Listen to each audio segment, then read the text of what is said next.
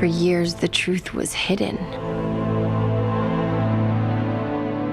People from other times, other worlds, heroes. But now we know. They're among us. The fall's most high-profile new TV series brings the characters of the mega blockbuster Avengers to the small screen, but it's got some serious competition. Here with a look at the new acts in town is Wall Street Journal media reporter John Jurgensen. John, thank you for being here. My pleasure. Very nice production, that looked like.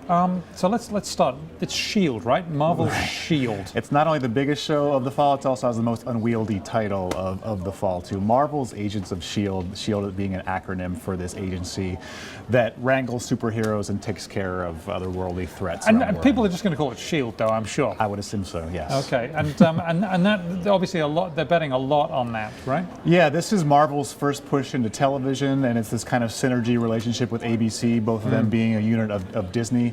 And what they're hoping to do is have a platform on television so they can keep the franchises bubbling in a variety of ways, have its own franchise on TV, and also tease movies that might be coming up in the theaters as well. So it's got a lot of anticipation, and there's a lot of production budget behind it. But it's not necessarily a guaranteed hit because if you're not a comic book guy, you might not necessarily want to be watching that show. Okay. Now, Trophy Wife is a new sitcom. It's about a young woman married to a man with two ex-wives. Right. That's also on ABC, and that takes the kind of the family dynamic of the sitcom world and pushes things a little bit further. We've had ex-wives in sitcoms before, but now we have two ex-wives.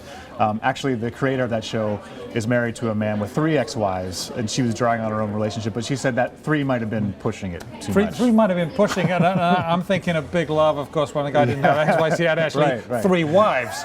So that could be a lot of fun, actually. There's a lot of dynamic there to happen. Okay, Hostages. This looks like a lot of fun. Right, another big kind of splashy show, this one on CBS. Jerry Bruckheimer behind this. This is kind of plays with a new formula for the networks. They're experimenting with shorter seasons. Cable TV is well known for these short, compact seasons of 13, 15 episodes. Now CBS is trying to do that with this show. And it's sort of this kind of action-packed series where every episode pretty much correlates to one day in the story. So they're hoping to lock viewers in with a season-long story. Okay, and then keep you going right from the beginning to the end. And I guess that's if all key. goes as planned, yes. If all goes as planned, right. Michael J. Fox, the Michael J. Fox Show, starring Michael J. Fox. It's funny, but a character not named Michael J. Fox. And that's a Mary Tyler Moore trick, according to your story.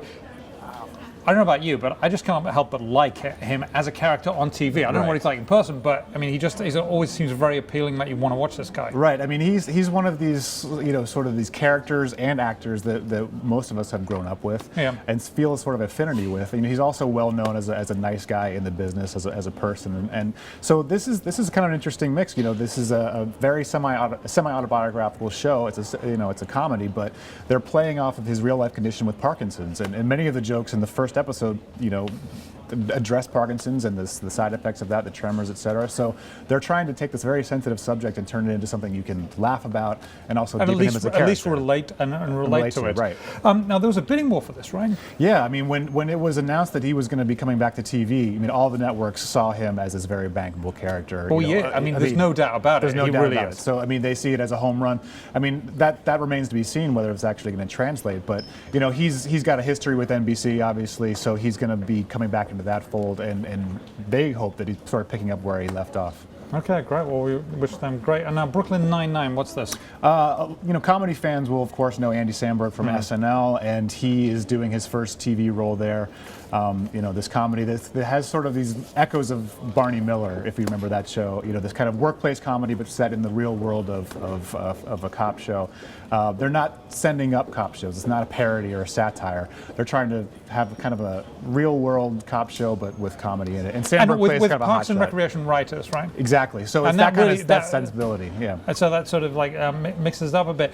That's a lot of competition. That's just the new shows. Oh yeah, that's just a few of the new shows. Yeah. I mean, the fall is a brutal time period for all these new shows. You know, lots of big bets that are made, and many of them fail. And that's just the kind of the known calculus of fall TV and the tradition. And the funny thing is that a lot of them will fail, even though like nothing that they know will fail goes out. So this doesn't include all of the stuff that they put in front of studio audiences and said, "What do you think?" And then they said, "Oh, that's awful," and it doesn't even get that. Well, all these shows have been tested in one way or another, but again, that makes there's no guarantee in the world of fall TV. A lot of it has to do with the competition, what the shows are up against, and sort of what leads into the show program we're watching as well. So there's a lot of variable factors that don't have anything to do with the show we're talking about. Well, come back soon and tell us how they're doing. John the update. Jurgensen of the Wall Street Journal.